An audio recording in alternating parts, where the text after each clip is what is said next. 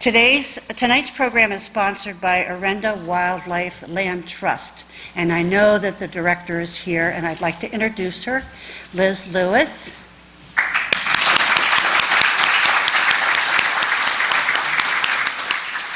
We sincerely thank Orenda and all our sponsors who've been so generous to us this year. Tonight's speaker is Crocker Snow Jr. He's an award-winning journalist and editor. He has traveled the world for 50 years as a foreign correspondent. His reporting in Germany earned a prize for an NPR radio documentary entitled Men Against Hitler, and has earned nominations for the Pulitzer Prize for his reporting from Japan and the war in Vietnam. Mr. Snow was the founding editor of the World paper, and he was director of the Edward R. Murrow Center for Public Diplomacy at the Fletcher School of Law, where he specialized in Middle East media, and most recently on the global impact of climate change, particularly the warming Arctic. Mr. Snow is now turning his focus and his passion inward, homeward, back to tiny Muskeget Island, an uninhabited island halfway between Nantucket and Martha's Vineyard. He first set foot on Muskeget Island when he was 9 years old, and has been observing and enjoying the island's mystique ever since. May I present Crocker Snow Jr.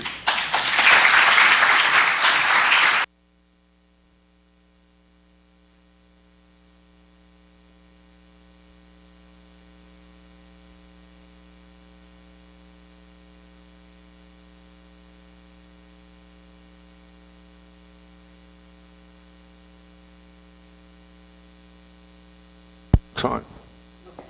Got it now? All right, good. And if I'm too loud, tell me. Number one, that was a nice introduction in the sense that I am a journalist and it was reasonably accurate. I know it. Number two, the first surprise of this is that I did not know I was sponsored tonight. I'm not quite sure what that means. But I met my sponsor, and I'm happy to be sponsored by Orenda now that I see what it does, because that connects very much to the island that I'm going to talk to you a lot about. And you'll feel that directly and indirectly, and certainly in any questions you want to bring up. I'm going to start, and I also want to tell you I do have a little bit of a Cape Cod, Barnstable connection. I was brought up in Buzzards Bay. I lived in Buzzards Bay for most of World War II, i.e. from 1940 to 1943. My father was a very well-known pilot, and B-29s and other things. And then after the war, my family moved to the North Shore of Boston. I've lived in and around Ipswich ever since, even though I've lived abroad a lot. I lived in Germany, I lived in Japan, I lived in Vietnam, and briefly in Russia. But when I've been in this country, I've typically migrated back to Ipswich. As you've heard, I have a very deep spiritual connection with this very small island, and that's what I'm going to focus on.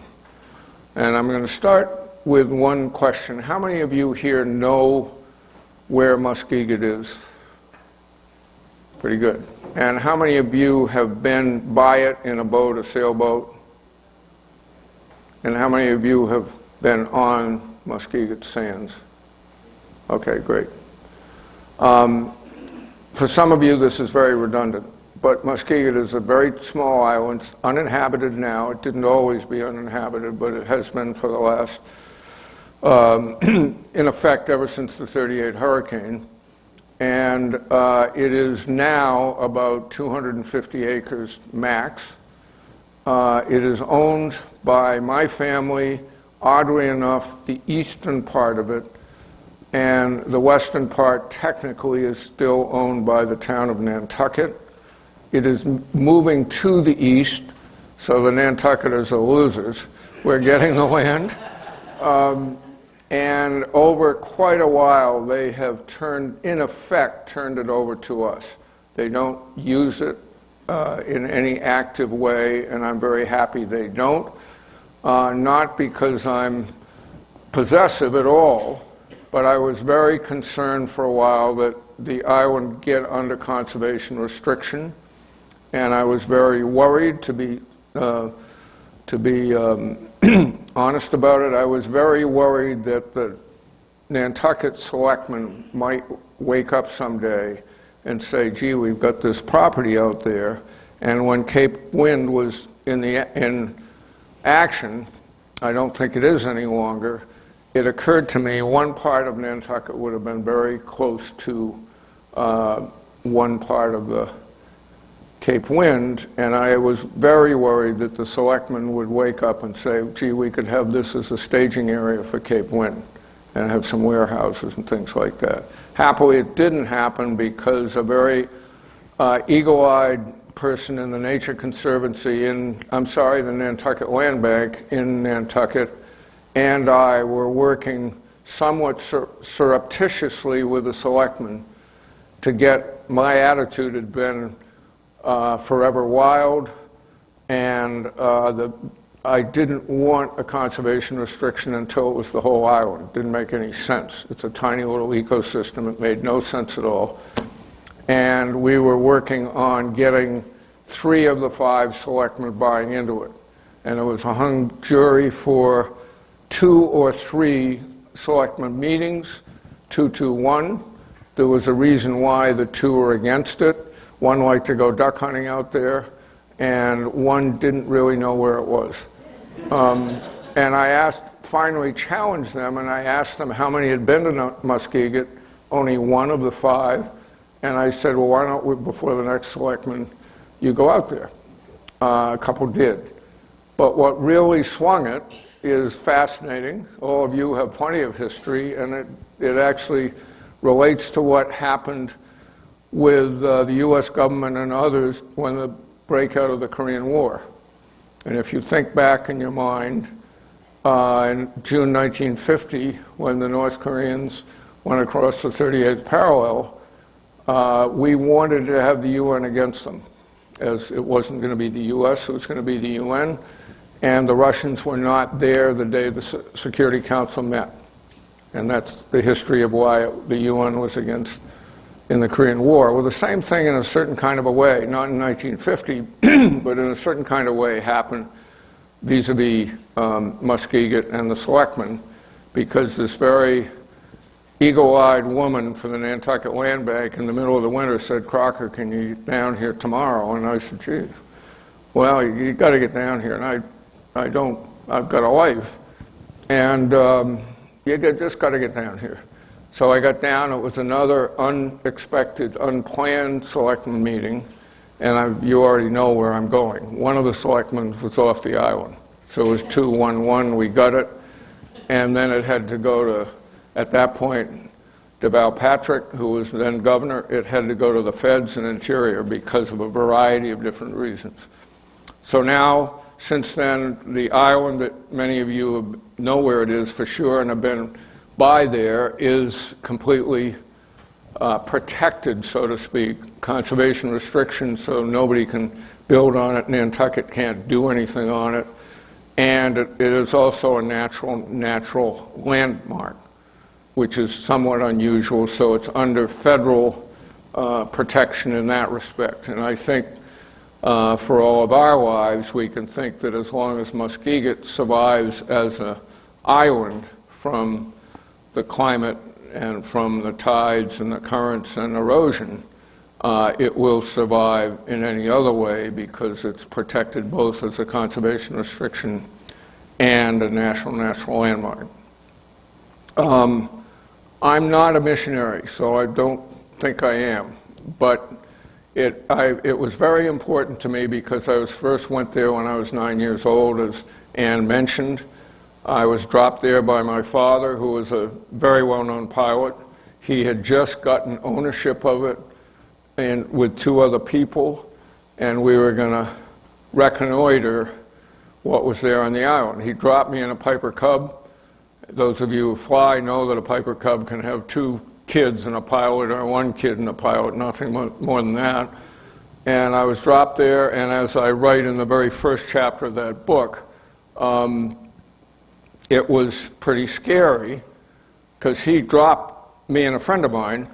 We were 9 years old. He took off and headed back to Nantucket. Not that he was going to, it wasn't outward bound, he was going to come back. But he wanted to get some fresh water and other things so we could spend a couple of nights there. And the reason it was scary is not, I'd been around, you know, I'd been outdoors a lot, but it was mid or late June of 1949. And at that time of the year, and certainly around here, but I'm sure not as intensely, all the herring gulls were, the herring gull gulls, pups were coming out, and the herring gulls were as protective as you ever see them. At that particular time, there were more than 20,000 herring gulls living on Nantucket. It was the biggest rookery of herring gulls in the whole eastern seaboard. And we were dropped there, and every place we went, there was just clouds of herring gulls over us, real clouds. And of course, remember, we're this big, Jesus. And so after a while, we didn't walk very far. We were just waiting by the water to see the next little yellow plane come from the east, which it did. And I'll tell one of a number of jokes about myself, because I like to think that I'm pretty accurate as a journalist. And in the first chapter of that, I talk about this sort of introduction to Muskeget. And I mentioned that it felt like Alfred Hitchcock's movie, The Birds. And another eagle-eyed scientist in Nantucket that I know quite a bit and likes the book and everything, after the book came out, he said, "Gee, I love your book, Crocker, and it's really cool," or whatever he said. But you know, Hitchcock's movie didn't come out until 1954. And he nailed me. I mean, he totally nailed me. It had been in my mind ever since. Now, to tell you, number one, I've forgotten if it's in the introduction or not, but the subtitle of the book, it's Muskeget, Raw, Restless, Relentless. And there's a reason why I chose those words. I don't need to tell you why it's raw. There's no electricity there, there's no water there, there's no real dwellings anymore except an old Coast Guard boathouse that we keep going, but I can tell you more about that. So at almost any season of the year, it's pretty raw. It's nothing, there's certainly not a Starbucks of any kind. Any Starbucks there you bring with yourself or you create out of nature itself. So that's the raw. The restless is that it is moving all the time. I've already referred to the case that it's going slightly to the east, and the latest charts I've gotten from NOAA and Google Maps shows the rate of that, and it's quite remarkable, honestly. I mean, the rate is about a half a kilometer every 12 years towards the east. So that's the restless, and it's always changing. The shoals around it are always changing, and most of those who said you've been by it, one woman has been there, it's pretty hard to get there with any sailboat, that's for darn sure, because of the shoals. And you've got to have a pretty small open boat to get there, and most times of the year, and the shoals are always moving and on and on. So the restless is that. Everything there is restless in terms of the topography of the island.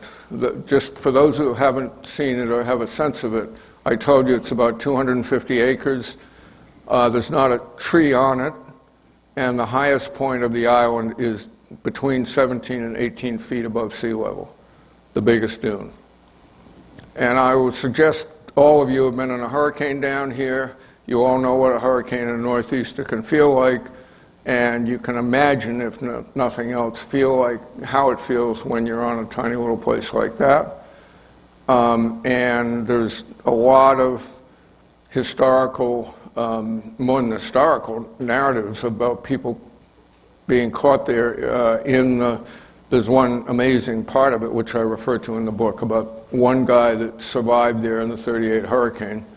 I have been there with my father on, I've forgotten now, 53 or 54, there was a pretty big hurricane, and we didn't expect to be there for a variety of reasons. He was a very prudent pilot, and you feel pretty lonely. I mean, we were certainly going to the highest dunes, and 2/3 of the island was underwater, sort of like what you're seeing in Houston right now, but unlike Houston, there was huge winds, as anybody here would know. So Raw, Restless, and then Relentless is a bunch of different reasons that I use that word. Number one, it sounds like, but there's something for me and my family. I have 5 sons, and I'm speaking for them as well. It is a very important, almost spiritual place for all of them for very different reasons. But when I use the word relentless, it's almost like anytime you're there at any season of the year, something is hitting you in a way that you weren't expected. And whether it's weather, or whether it's the tide, or whether it's a species, which I'll talk a lot about, or whether it's somebody, a trespasser that shouldn't be there. We can't protect the island, we don't want to, but once in a while, and I could tell you the examples, but once in a while there's somebody that shouldn't be there and doesn't have either the island or us in mind. So always you're there, boom, something hits you, and that's one of the magic parts of the island. You never can take it for granted. I sound a little romantic when I say this, but you know, people say, what's it feel like owning an island? And speaking for myself and my 5 sons, we don't feel we own the island at all. We feel that the species own the island. There's no way we own it. We're there to, and I don't, again, want to get too romantic. I'm not. I'm a pretty practical guy about certain things, but we sure as hell don't own that island. The species, which I'll talk about, own the island, and we're there to observe it, to be their steward in one way or another when things could do them bad. But we're also hunters, so we're not crazy either way. But that's why we have this feeling about, I do, and I think all of them do. I'm kind of swinging it here, but I've talked a lot about it, and I never know exactly what I'm going to say. I'll talk to you a little bit about why I wrote the book and how and when. I'm a journalist, as you've heard. My life has been international, as you've heard. And all of a sudden, when I moved out of the Fletcher School in that position, always in the back of my mind, I had Muskeget in my head, and I'd been observing more and more without even knowing I was observing it, experiencing it. I never had really thought about putting it down. I mean, you know, recording it. And a lot of people in Nantucket and Tuckanuck know my family, know me, blah, blah, blah. And then I started thinking, gee, I own this. I've got to do this for the island itself. Very little has been written about the island. There's one very good book and one terrible book. And a couple of scientists, for reasons you'll understand. I've gotten to know more and more of the scientists, good, bad, and otherwise, that want to go out there. And they said, you know much more about this island than any of us, because you've been living it for now well more than 65 years. And so, okay, sat down, I was down there, and one of my sons said, you really ought to do it, Dad. And when I decided to do it, I have a different life, and I have one sort of 6 to 7 week window in my annual thing, and I thought, and I decided to do it. So I dropped my other life during this period, which was 2 years ago on Thanksgiving, and I didn't have to go back into my normal life. I'm a coach of a team for Harvard, and I had this time out, so to speak. It involves horses, and so you know what the sport is. I thought, okay, I'm going to do it. And I'm going to go down to Nantucket while I do it, so I'm really close to what I'm writing about, and I can get out there when it happens periodically, which is what I did. It was the year, so I guess it's maybe 3. It's the year when the big blizzard hit there and Nantucket had no power for 3 days. That's when I was writing the book. That's why I did it in hieroglyphics. But I bring it up because all of you here are interested in the creative sort of experience. And I knew the island really well. I knew that I'd done plenty of writing, as you've heard, as a journalist, and blah, blah, blah. I had no idea how I was going to approach it. And that didn't intimidate me at all. I had in my mind, at first, how many of you know the wonderful old book called Watership Down? About the rabbits? Which was one of my classics, and all my sons read it, but I read it when I was an adult. And in my mind's eye, I knew a lot of these species well, and could I write about the island through the eyes and through the eyes of the different species I knew, which was one of my plans. And then I just started writing, and I got it written in roughly 2 months, and it just kind of rolled along. There's 3. I did not write it like Watership Down. There's 1 chapter in it that is exactly like Watership. It's in the voice of a beach vole. But the book itself ended up in 3 sections. The first section, which was the most important to me, really was how would I say, the swelling of the different species at different seasons and different periods. For one period of time, there's one species that's dominant, and then you look 15 years later and a completely different species that become dominant. And I'd been experiencing that. So the first 6 or 7 I don't know what it is, 5 or 6 chapters is about distinctive species that had, in one way or another, had kind of dominated the island for a period of time. And the second section was more about people that had impacted the island. And then the third, I was it was all on tossing a salad, because I had all these things that I'd gotten into and I was feeling pretty good about it. And it ends up that the third section and last section of the book really culminates towards climate change and how this tiny little island is climate change in a bottle that I'd been seeing and experiencing without even calling it climate change.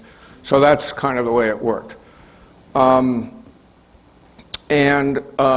just will tell you one other tiny, very personal subject about the writing about it, and then I'll tell you a little bit about the species, and then you're going to see an 11-minute film, documentary film. But another story about myself is I'd finished pretty much the book, I think 11 or 12 chapters, and I suddenly thought, gee. And to you who have heard me say that I went there with my father and I have 5 sons, you would think, well, inevitably there's going to be a chapter about fathers and sons and the impact of, and I hadn't done that. And I hadn't done it deliberately, not that I don't love my sons, but because I thought it's going to be really redundant. Most of them are going to write about going my first duck hunting with my father, or I just thought it would be very redundant. And then I started thinking, no, I can't. I got to have that in there. And I emailed them all from Nantucket and said, I've forgotten what I said, maybe 10 days to hit me with up to 1,200 words on the most indelible thing that Muskeget has had on you. And you know where I'm going, probably. The 5 of them got it in, not always on time, but they were completely different. There was no redundancy at all, and which was pretty neat to me. And that's the only reason I brought it up. Let me talk a little bit about the species. You've already heard that herring gulls were really, in many ways, the dominant species when we first got the island. You've also heard me say it was the largest herring gull rookery in the whole eastern seaboard. Now, and there were more than 20, they think maybe up to 25,000 at the time. Now it's about 200 herring gull. And there are many more blackback gulls, as an example. In the answers, if you want to know, I can go into it in detail. It's a pretty amazing story. But the reason that the feds got concerned about the herring gulls, and eventually, over time, they were taken down in a certain kind of a way, is because Dwight Eisenhower, on one of his last trips flying from Washington to LaGuardia, he was going to give a speech about Richard Nixon, even though he didn't like him very much. And as they were landing in a DC-6, probably with 4 engines, 2 of the engines went out because they hit herring gulls. He got off the plane, and there was no cell phones then, and went to a payphone and called the Department of the Interior and said, do something about these goddamn herring gulls. This is a true story. And the byproduct of that was 8 months later, they found that without knowing it at the time, that one of the real center points was Muskeget. And then there's quite a story about how 2 scientists addressed that subject, not very successfully.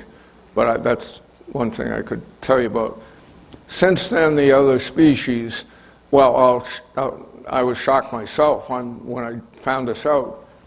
But in the last 20 years of the 19th century, there were more than 200,000 terns on Muskeget.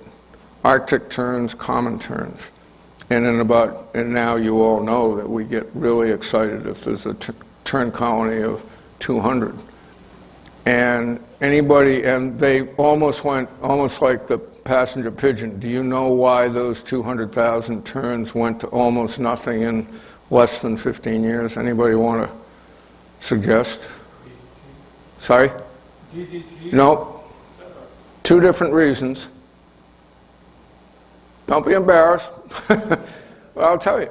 I mean, one, mostly fishing people that lived in New Bedford loved tern eggs. And they started going to Muskeget and picked up all the eggs. The other reason, which is pretty not quirky, but is that for quite a period of time, fancy women in New York and Boston loved tern feathers in their hats. And those 2 things, in less than 20 years, it went from 200,000 to very, very few. So that's another species. There's always been a lot of brant, if you know brant. And the reason there were always a lot of brant in and around Muskeget, and when my father got it, he got it from an old brant club of Philadelphia men, and they're almost not there because they're completely dependent on eelgrass.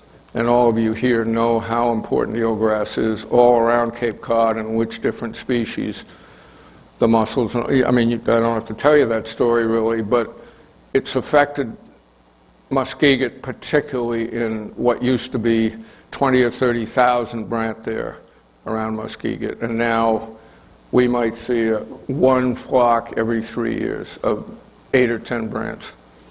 Brant, I shouldn't say brants, they're not called that, brant. 2 other species, I could talk about others, but 2 others. One you may or may not know, but you will know now, that there is one species there on Muskeget that is unique there and cannot be found anywhere else in the world. And anybody have an idea? It's a mammal. Anybody have an idea what that might be? Technically, it's called a Microtus breweri. Untechnically, it's called a beach vole. And it's a little small thing. And I could tell you much more about beach voles. The one chapter I wrote in the first book was in the eye of the beach vole. And they've had some ups and downs. They were identified as unique to Muskeget in about 18 1970 by a zoologist from Harvard, and a lot of people challenged him, and he, step by step, everybody acknowledged that this is unique. It's different from a beach vole in Tuckernuck or Nantucket or the Vineyard. So that, and I talk about the story of the beach vole because they almost went down, completely down, because when the Coast Guard were there, some guy brought 2 cats on the island. And I can tell you what happened on that. And then the other species I talk a lot about, and I think you all know it, and some of you are here because of it, I don't know. But Muskeget is the engineer, you could say it any way you want to, but the gray seal explosion that you're reading about, that the inner part of the Cape is getting more and more, obviously Nantucket, and I mean, if you haven't experienced it, you're at least reading about it all the time. And that started and still generates from Muskeget. To put that in context, the first gray seals were thought to be extinct in North Atlantic waters, U.S. North Atlantic waters, as recently as 1964. The first one was found on Muskeget. Went to Harvard, and they said, yes, the gray seal. I get into this in what you're about to see. I've forgotten how detailed. But to just give you the headlines, for a while there were 20 there, and each one had a name. There's Rosie, and there's my sponsor, and there's whatever it was.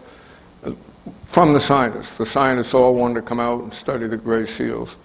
And then it got to 200, and then it got to 1,000, and I started.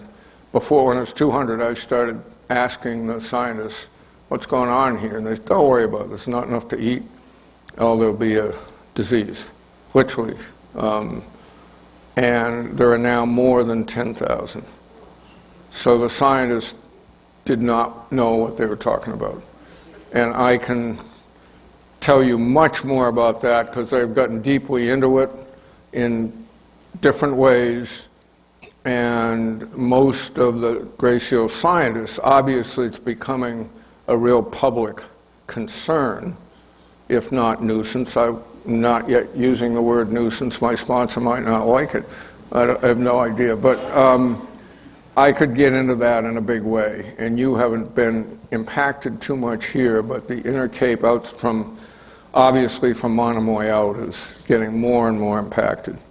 And most of the gray seals, I could get into that in a lot of detail if you want. But I think maybe we should put the film on now. This is a relatively brief film called Unintended Consequences, and it's about mostly about the gray seals. And it was done 18 months ago. This film focuses on the proliferation of gray seals on Muskeget Island off the coast of Cape Cod, owed chiefly to the Marine Mammal Protection Act of 1972. It is a story that dramatizes the gray seal impact on a unique ecosystem and illustrates what can happen when things get out of balance in the natural world.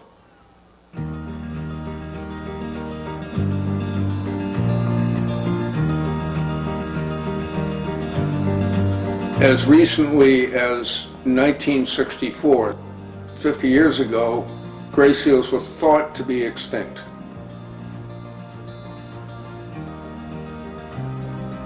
And the first one that was found again was on Muskeget Island.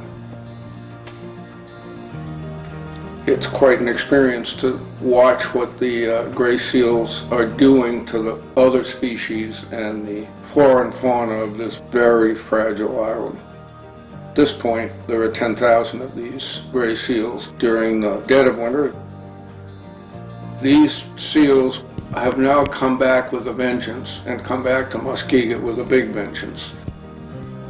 I first went to Muskeget when I was 9 years old, and my father dropped me there, and I've been going there 2 or 3 or 4 times a year ever since.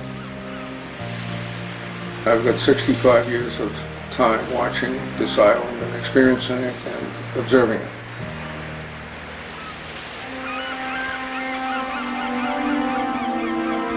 It's a very, very fragile island. It's about 250 acres total. The highest point of the island is 15 feet above sea level. There's not a tree there. It's very, very weather beaten. There's one species now that overwhelms the others that inhabit the island.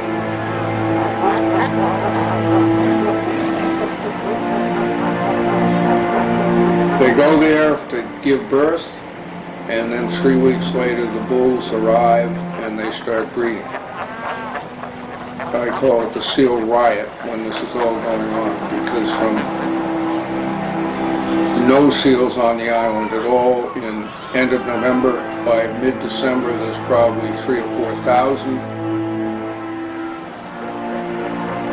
By mid-January there's up to 10,000, and then by the end of February they're all gone again.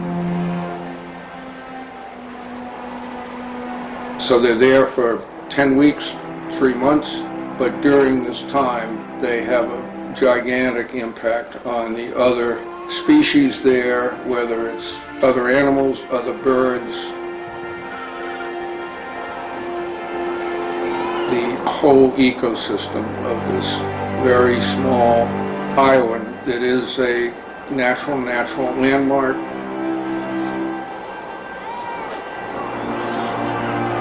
One of our big concerns right now is this flood invasion of gray seals.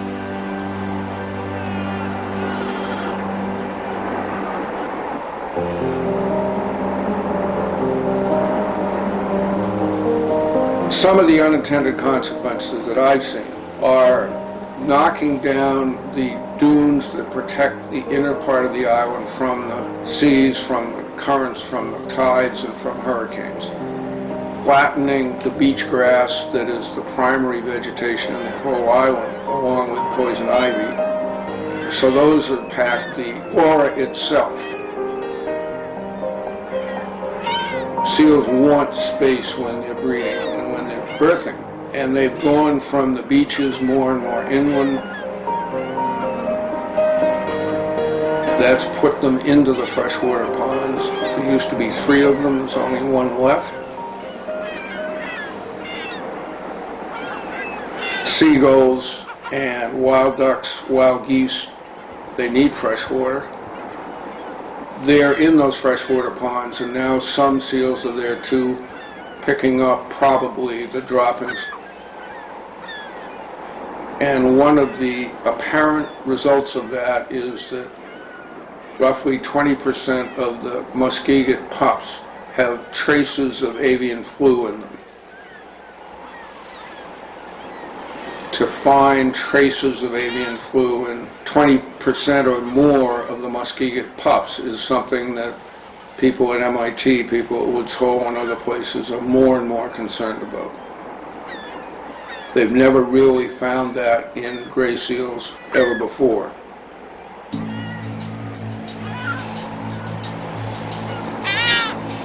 As you approach the island, you can smell it from a half mile away. When you hit the beach, you will see afterbirth, always on the beach from where a pup has been born, another pup may have died.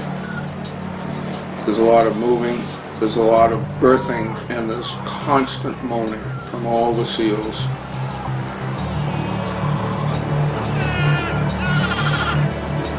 The only structure on the island now is an old Coast Guard boathouse, built in 1910, which has been moved to the center of the island because of sea erosion, that has survived the seas, survived the hurricanes. During what I call the seal riots, the animals are everywhere. We find them under our camp, we find them on the porch. There's a lot of fighting. The cows can be 300 pounds, the bulls can be up to 800 pounds. So they're big, big animals. They're aggressive. You can see that they look almost like small walruses. When you see these seals birthing and breeding in the way they are, with the fights going on between the bulls and the cows, with the bull that wants to breed and goes up to a cow who is still nursing its pup. And the bull would sometimes grab it and just kill it and throw it in the air. Sort of like a lion in the Serengeti. To see that kind of activity of this very giant and now very numerous species, it's pretty obvious that it's impacting the rest of the very vulnerable animal life, bird life, and other life that rely upon Muskeget.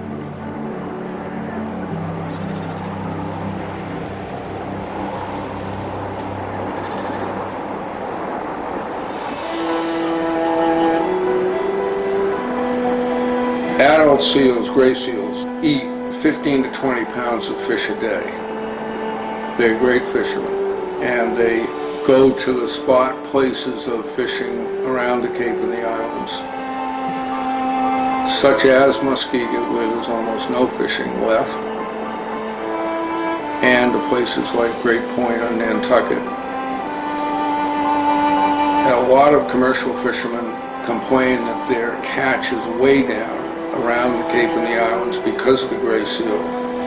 And both commercial and sports fishermen in the Cape and the islands, Nantucket and elsewhere, have been knowing this and worrying about it for years now. To the point that gray seals hang out where surfcasters are and grab fish coming in. Surfcasters have caught. That's happening more and more. And some of the very best spots for surf casting in Nantucket and the other islands are off limits now because of gray seals. When they come out of the sea during the fall, spring, summer, they haul out in a big group. They create a colony, and fishermen can't go there because they're protected by the Mammal Protection Act.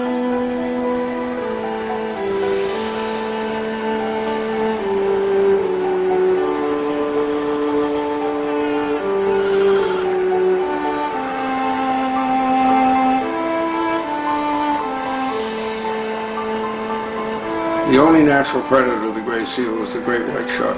They can't get at them at Muskeget because of the shoal water and the very shallow depths. Great white sharks like to be in 8 to 10 feet of water, and they can't do that around Muskeget. And that, I'm sure, is why the gray seals are smart enough to figure it out.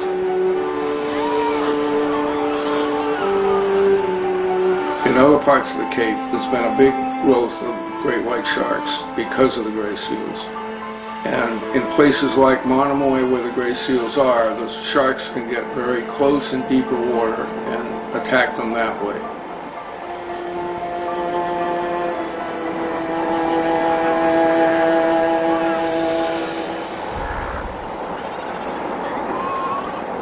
The gray seal were protected as part of the 1972 Mammal Protection Act.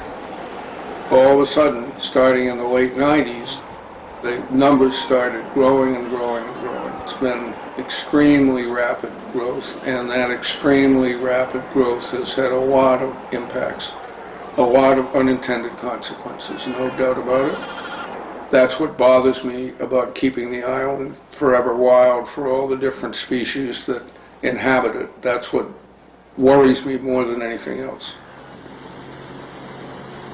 You have watched the scene on Muskeget Island and caught a glimpse of conditions on Nantucket and beyond. This recent aerial footage of gray seals massed along the shores of Monomoy Island on the outer elbow of Cape Cod captures the scope of the gray seal repopulation throughout Nantucket Sound in the wake of the Marine Mammal Protection Act. Pressing questions now are, when does success become excess, and how best to deal with the unintended consequences? There are provisions in the Protection Act that, if acted upon, may point to the way forward.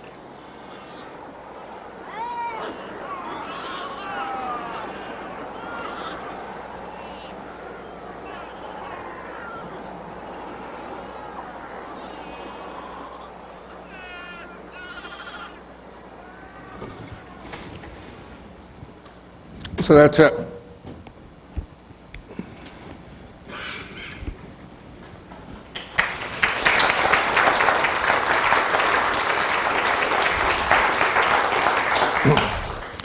I said I'd occupy your time. I told the ice cream woman for roughly about an hour with the questions. So you've got, I love questions, and you've got about 15 minutes. I'm happy to talk more about the seals. There's a lot I could tell you about that, or any other thing you want to address. Sir? What do I propose about the seals?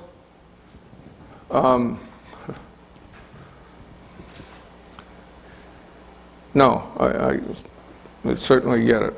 And I have been part of a group in Nantucket called the Seal Abatement Coalition, which was started by very accomplished people that retired in Nantucket. One was the dean of the Georgetown School, another was, and they're fishermen.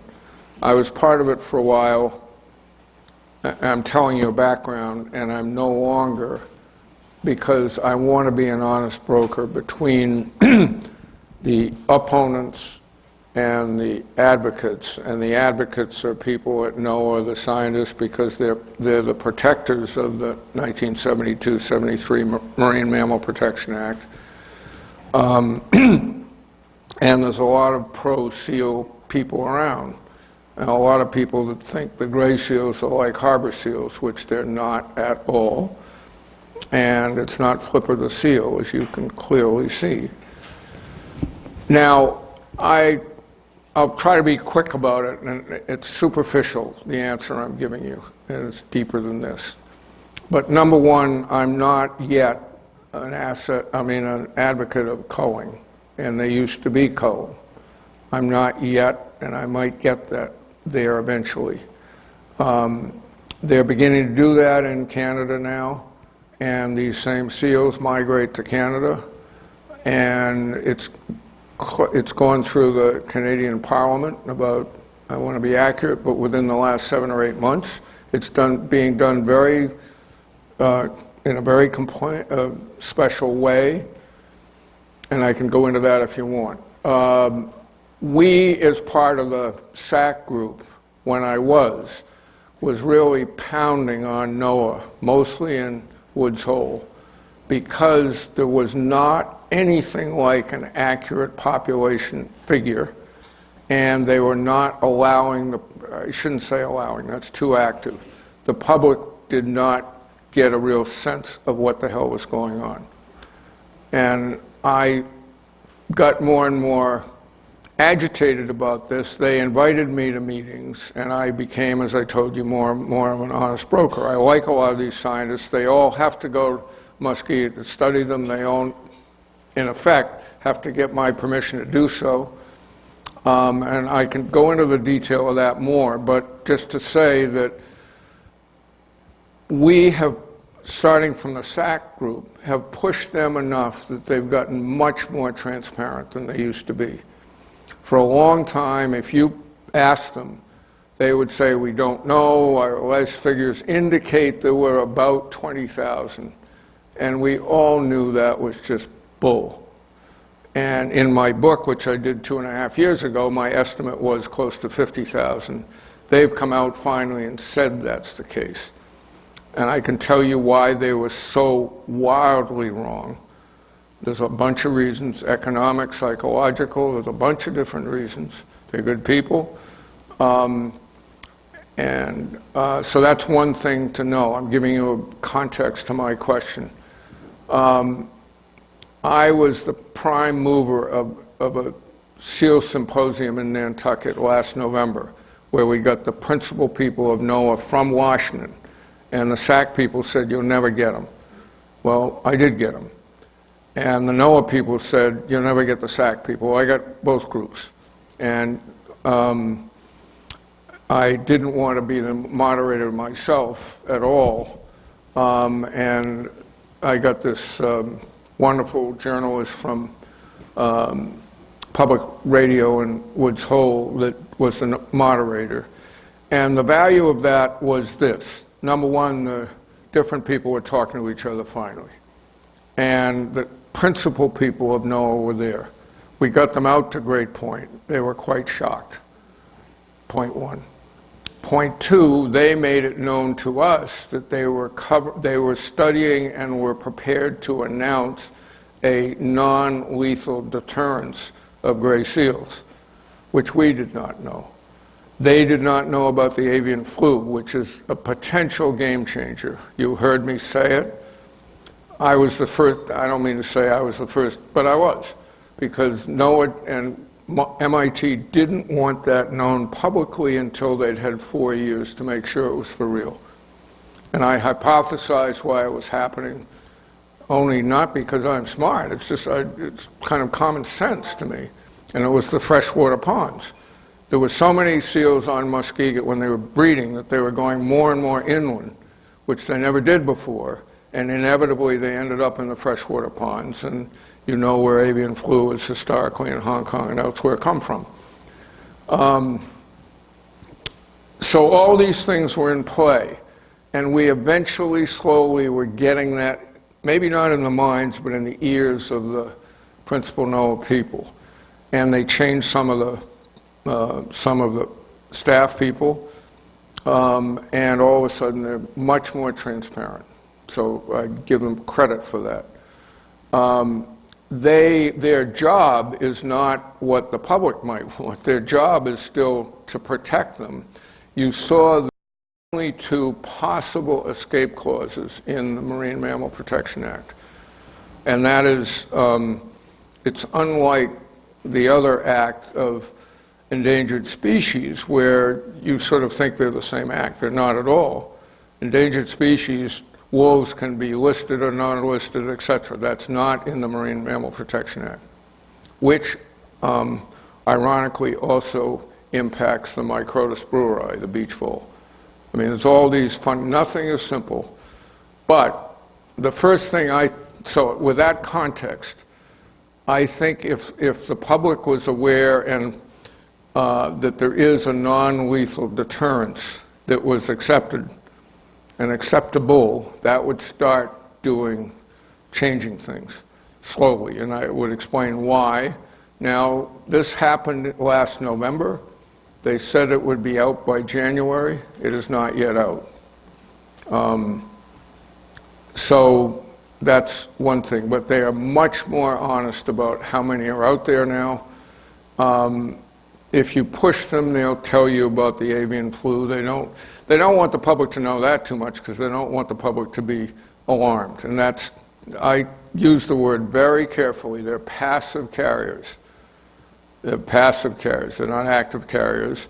All of you have in your mind, how could you be affected by a gray seal that carries this passively?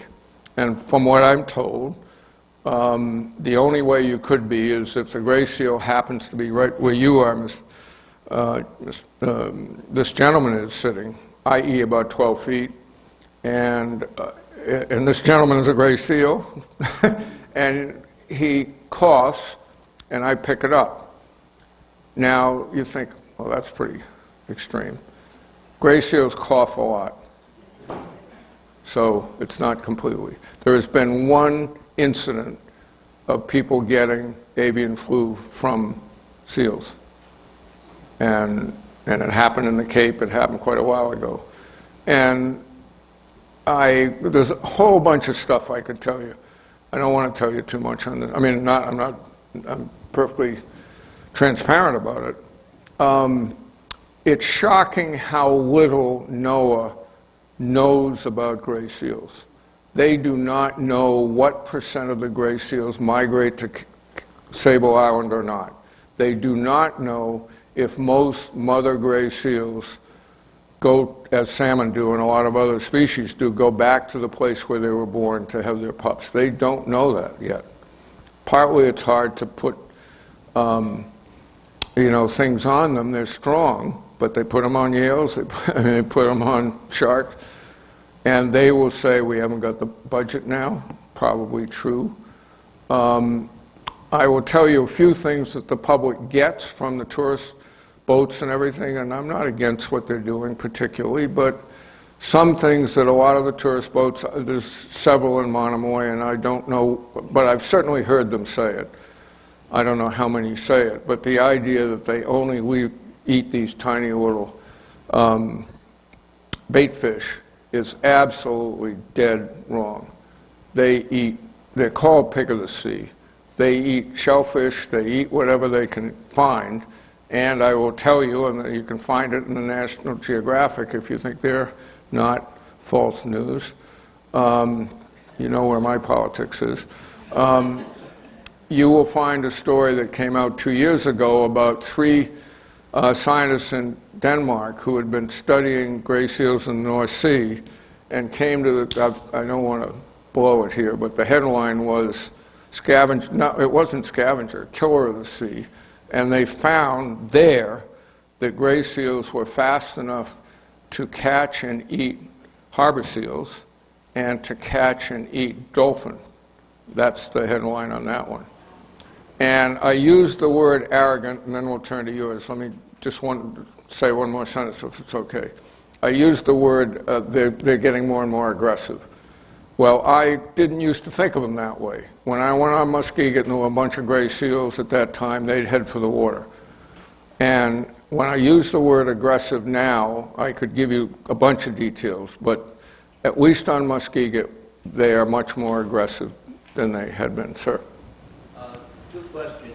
One, does NOAA keep up with the movement of the island as it moves eastward?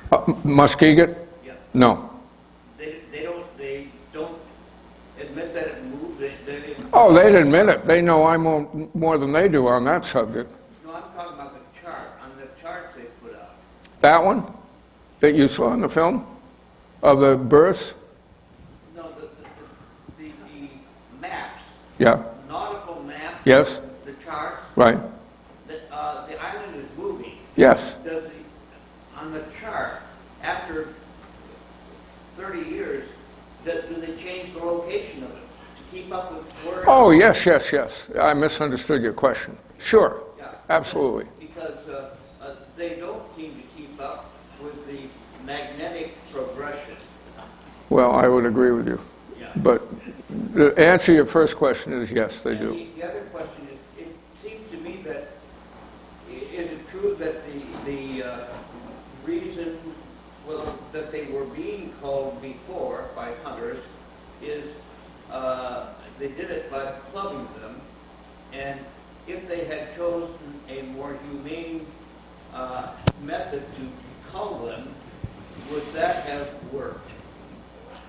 I suspect yes, but that's hypothetical because it didn't happen. They were culled, and at one point in time they got $5 a nose, and then it went up. But I can't answer the question, sir. How did your family obtain the island, and what's in the building? Gold.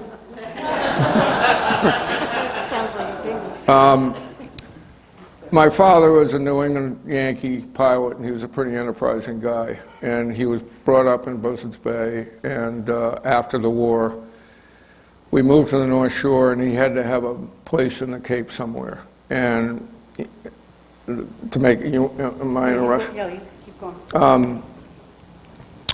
So he was very well known in aviation. He was the commissioner of aviation for the state, sort of the Edgar J. Hoover of aviation. That's a joke. And he knew the guy of Nantucket well, the Holgate family, who had the the airport there at those times, and they knew that Dad liked duck hunting, and he said, "Well, let's fly out to this island. You like the duck hunting," which he did. And then he naturally said, "Well, gee, who owns this island?" And, you never get close to it. These group in Philadelphia own it, and they've been owning it for quite a while. There was a court case before that. I could go down and down, but I won't. I don't want to get into the weeds here. But he said, "Oh, that's interesting." He said, "People have tried to get it from them, and they just..." And Dad was Dad. And he used to fly his own plane to Washington all the time for work, and he called them up nicely and said, "Gee, I love your island, and I just wanted to stop by and give you a bottle of wine or something because I had such a nice time." and he landed in Philadelphia, and you know what happened. Did that 2 or 3 times, and all of a sudden they were about 80 years old at the time, and they started thinking, geez, we can't even get to this island anymore. I mean, they're working worse than I am. And they called him up and said, you know, you seem like a nice guy. So that's how it happened. Now, Dad was also a Yankee, and he had 2 friends, one who lived in Vineyard. You probably know, those of you know both of the families. One is a guy called Chandler Hovey, who is long gone now, but started Kidder Peabody and a lot of other things. Another is a guy called Turner Wells, and they were friends of his. So they had a deal. They got the island for $12,000. 4 from you, 4 from me, 4 from her, with the deal that the last living would get it. So